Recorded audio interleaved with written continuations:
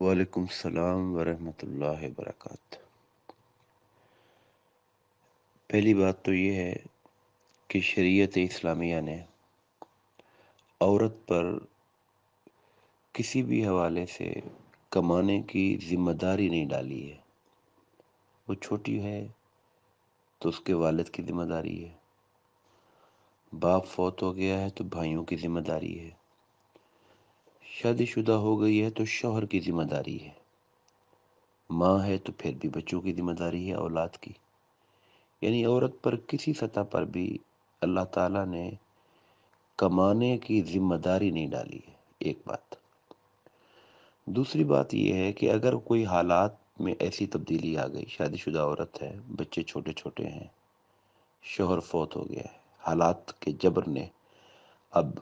مجبور کر دیا ہے کہ کمائیں گے تو بچوں کو کچھ کھلا پائیں گے اور سپورٹ کرنے والا کوئی نہیں ہے، اس طرح کی کوئی اور شکل بھی بن سکتی ہے۔ تو صورتحال میں اگر وہ اپنی پردہ داری کا لحاظ رکھتے ہوئے کمانے کے لیے اسے اگر کرنا پڑتا ہے کام تو وہ کر سکتی ہے، شرعاً حرام نہیں ہے۔ حضرت سیدہ خدیجہ الکبریٰ رضی اللہ تعالیٰ عنہ اپنے زمانے کے اندر ام المومنین رضی اللہ تعالیٰ عنہ ایکسپورٹ امپورٹ کا کاروبار کرتی تھی، مگر کرنے کی شکل یہ تھی کہ ان کا بہت بڑا کام تھا